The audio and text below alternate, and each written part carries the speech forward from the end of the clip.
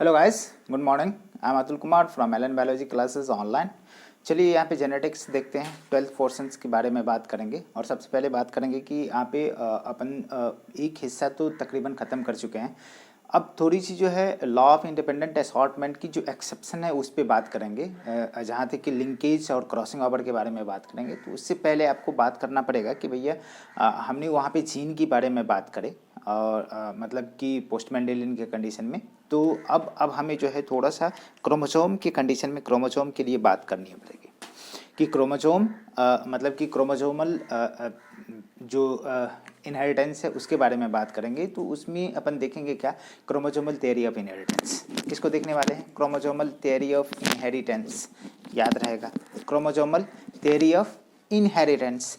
तो इस जगह पे जैसे ही बात करेंगे क्रोमोसोमल थियरी ऑफ इनहेरिटेंस में, तो सबसे पहले अपन 3-4 साइंटिस्ट है यहाँ पे, बहुत सारा साइंटिस्ट इन्वॉल्व है, पार्टिसिपेट करे हुए हैं। तो उसमें सबसे पहले अपन जानेंगे सटन एंड बोबडे ने क्या क्या कहा था, फिर जो है टी.एच. मॉर्गन ने क्या कहा था, फिर अपन देखेंगे आगे चल के जो थियरी ऑफ मतलब कि क्रोमोसोमल थियरी ऑफ लिंकेज के बारे में जो बात करेंगे, उसमें अपन देखेंगे कि क्या क्या बात हुई, उसमें किसने कहा, मॉर्गन और कैसल ने क्या क्या बोला, सारे चीज़ों को खोलने वाले हैं। फिर जो अपन देखेंगे कि जीन और क्रोमोसोम में क्या डिफरेंसेस होते हैं, बेसिक बेसिक बातें अपने को करने का है। तो सबसे पहले अपन देखेंगे कि यहाँ पे जीन और क्रोमोसोम के अंतर को देखने वाले हैं। तो सबसे पहले तो आप जानिए क्या कि यहाँ पे जो अपन बात करेंगे इसके स्टार्टअप करते हैं कि ये क्रोमोसोमल थियरी ऑफ इनहेरिटेंस में कहाँ से आया, किस तरीके से आया। तो आपको मैंने कहा कि भाई मेंडल भाई साहब की जो भी एक्सपेरिमेंट था उसके 34 ईयर्स लेटर, उसके 34 साल के बाद जो है मतलब कि उनकी उनकी मतलब कि ये सारे के सारे चीज़ें एक्सपेरिमेंट होने के बाद ये प्रकाशित हुए 34 ईयर्स के बाद। इतना तो जानते हैं आप कि 34 ईयर्स के बाद क्यों भाई, इसका इसका रीज़न था, इसका लॉजिक कुछ था इस तरीके से कि वहाँ पे जिस समय में मेंडल ने काम किया उस समय पे कोई कोई बढ़िया सा जो है माइक्रोस्कोप नहीं था। तो इसकी वजह से सेल के अंदर जाना, न्यूक्लियस के अंदर जाना इम्पॉसिबल था। मतलब कि इम्पॉसिबल सा था कि आप वहाँ तक नहीं जा सकते हैं, उस जगह तक आप नहीं जा सकते हैं कि। तो उसके बाद जो है जैसे ही लिटरली मतलब अपन बात करते हैं 1902 मतलब 1902 ईस्वी के बारे में बात करते हैं, सटन एंड बोबडे के बारे में बात करते हैं। तो इन्होंने कहा कि भाई जब हम लोग आए मतलब कि मेंडल के 34 ईयर्स के बाद जो है लेटेस्ट टाइप का जो है क्या माइक्रोस्कोप डेवलप हो गया, जिसकी वजह से क्या हो गया कि सेल के अंदर न्यूक्लियस को देखा गया और न्यूक्लियस के अंदर जो है न्यूक्लियस के अंदर जो है 3 थ्रेड मतलब कि network like structure that is a chromatin network को देखा गया।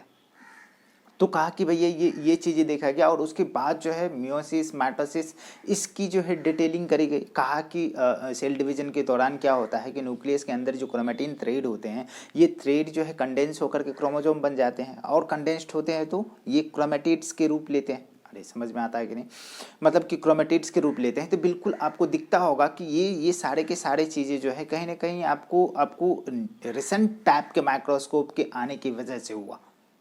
ठीक है, तो थोड़ा सा यहाँ पे रिवील करेंगे इस चीज़ों को। आप देखो यहाँ पे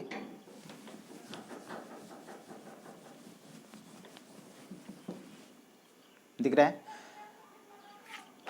यहाँ पे आपको देखना पड़ेगा क्रोमोजोमल इनहेरिटेंस को। ठीक है, और क्रोमोजोमल इनहेरिटेंस के कंडीशन में chromosomal theory of inheritance, chromosomal theory of inheritance को देखने वाले हैं। इसको देने वाले साइंटिस्ट सबसे पहले अपन बात करते हैं तो कौन कौन सा अभी चर्चा करें, याद है? चलिए मैं बताता हूँ। Sutton and Boveri, Sutton given by या प्रपोज्ड बाय, प्रपोजल देने वाले साइंटिस्ट सटन एंड बोबडे। कब की बात है? 1902, 1902 ईस्वी में। ठीक है, इन्होंने क्या बोला कि भैया कहा कि मतलब कि लेटर, ठीक है ना, 34 years later than the publication of Mendel's law, ठीक है ना, discovery of recent and high magnifying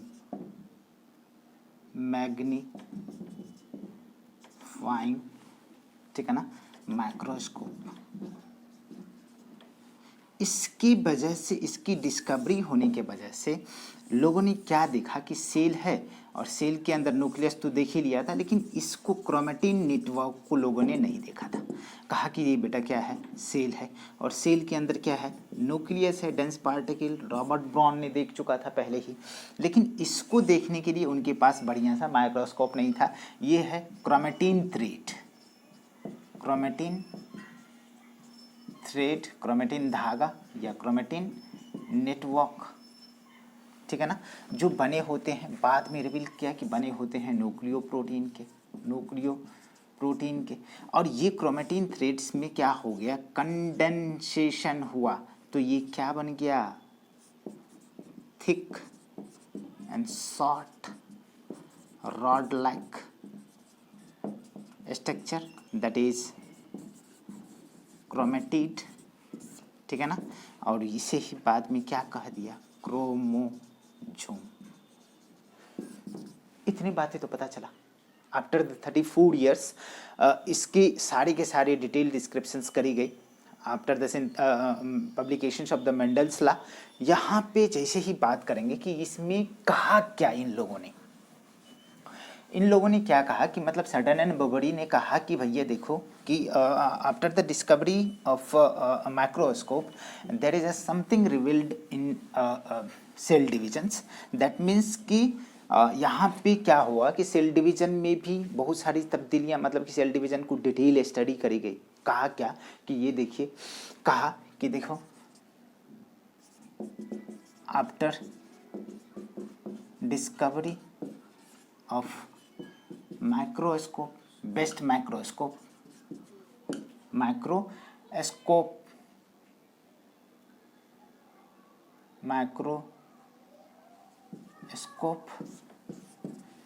ठीक है ना, to study the cell division. और सेल डिवीजन में भी किसको भैया, माइटोसिस, खास करके किसको, मियोसिस को, ठीक है ना, मियोसिस को। अब इस कंडीशन में क्या हुआ कि जैसे मियोसिस के बारे में कहा कि यहाँ पे आप बात करते हो क्या, मियोसिस के कंडीशन में यहाँ पे बात करते हो तो कुछ ना कुछ दिखता है। क्या दिखता है, क्रॉसिंग ओवर। और क्रॉसिंग ओवर हुआ तो कहीं ना कहीं मियोसिस के द्वारा क्या बनता है बेटा, गैमीट भी बनता है, गैमीटोजेनेसिस, इसको देखा गया। तो गैमीट बना तो कहीं ना कहीं क्या दिखेगा कि इसका फर्टिलाइजेशन भी होगा। क्या होगा, इसका फर्टिलाइजेशन, तो कहीं ना कहीं सेग्रीगेशन भी होगी। और क्या होगा कि एक समय होगा कि सेग्रीगेशन के अलावा जो है उस सब क्या होगा, असेंबल भी होगा ड्यूरिंग द फर्टिलाइजेशंस। तो बिल्कुल सारे के सारे चीज़ें क्लियर हो रही है, ठीक है। अब क्या हुआ कि जैसे अपन माजरा बोलेंगे तो इन्होंने क्या कहा कि according to Sutton and Boveri, behavior of chromosome and gene are parallel। क्या कहा कि जीन और क्रोमोसोम का बिहेवियर कैसा है, पैरेलल है, मतलब कि दोनों एक जैसा बिहेव करता है। ये बातें समझ में आ रहा है।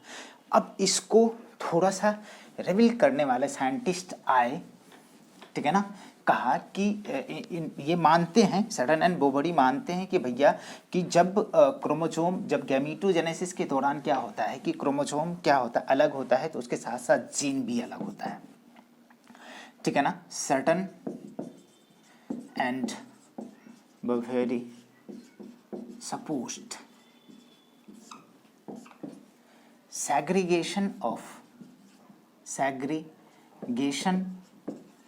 chromosome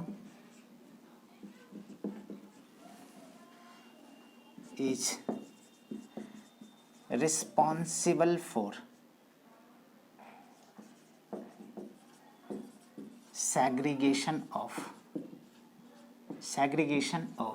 gene. बिल्कुल सही कंडीशन है। इन्होंने कहा क्या कि गैमीटोजेनेसिस के दौरान अलग अलग होते हैं, सेग्रीगेट होते हैं, और जब फर्टिलाइजेशन होता है तो रीस्टोर होता है। इतनी बात तो समझ में आता है।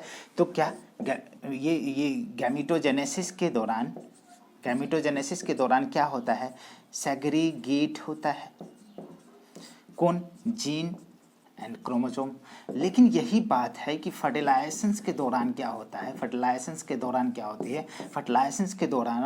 क्या होता है, सेग्रीगेट होता है। फर्टिलाइजेशंस के दौरान रीस्टोर होता है, किसका? जीन का और किसका? क्रोमोसोम का। इतनी बात कहा था इन्होंने, मतलब प्रपोजल इन्होंने रखी, ठीक है। लेकिन यहाँ पे अपन बात करेंगे कि जैसे अपन यहाँ पे आगे चल के अपन जीन और क्रोमोसोम के बारे में डिटेल अपन दोनों के डिफरेंसेस करने वाले हैं। बट मॉर्गन भाई साहब का क्या कहना था, तो चलिए आगे देखते हैं।